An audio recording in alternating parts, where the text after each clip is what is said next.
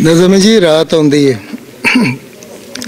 रात आउंदी है निੱਘੀ ਝੋਲੀ ਦਾ रूप लैके विन्ने होए जुस्से टकोरन लई। रात आउंदी है निੱਘੀ ਝੋਲੀ ਦਾ रूप लैके विन्ने होए जुस्से टकोरन लई। कलबूतां नूं समय दी भट्ठ वल्ले नवें सिरों टोरन लई। रात आउंदी है ख्वाबां दी बहार सोचां दे पहाड़ लैके पर अखां विच सुपनियां दी थां कंडे बीजदी सराणे पिआउंदी होई। रात आउंदी है तो कदी कदी उक्का जांदी ही नहीं। लोकी पखुआं दियां आवाज़ां नूं तरसदे सूरज दा मुहांदरा भी भुल जांदे। ਜਿਹੜੇ ਹੱਥੀਂ ਉਹ ਸਵੇਰ ਦਾ ਸਵਾਗਤ ਕਰਦੇ ਸਨ ਉਹਨਾਂ ਹੱਥਾਂ ਨਾਲ ਕੁੱਪ ਹਨੇਰੇ ਅੰਦਰ ਟੋਕਰਾਵਾਂ ਲੱਭਦੇ। ਰਾਤ ਆਉਂਦੀ ਹੈ ਕੂਲੀ ਕੂਲੀ ਚਾਂਦਨੀ 'ਚ ਭੁਲੇਖੇ ਲੈ ਕੇ ਸਿਆਹ ਬਖਤਾਂ ਦੇ ਹਿੱਸੇ ਦੇ ਲੇਖੇ ਲੈ ਕੇ।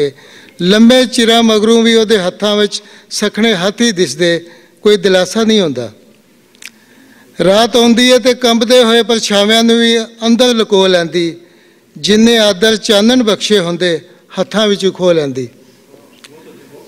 रात आउंदी है तो होरे क्यों नींदर रुस जाती। मैं बेवस आसमानां नूं तक्कां गिनती करदियां तारे भी मुक जाते पर अख नहीं लगती। रात आउंदी है मौत दा सुनेहा लैके या फिर खौफ अजिहा लैके जिस नाल हयाती खिड़ना भुल जाती, उमरां दी कमाई डुल जाती। उस समय फिर रात आती।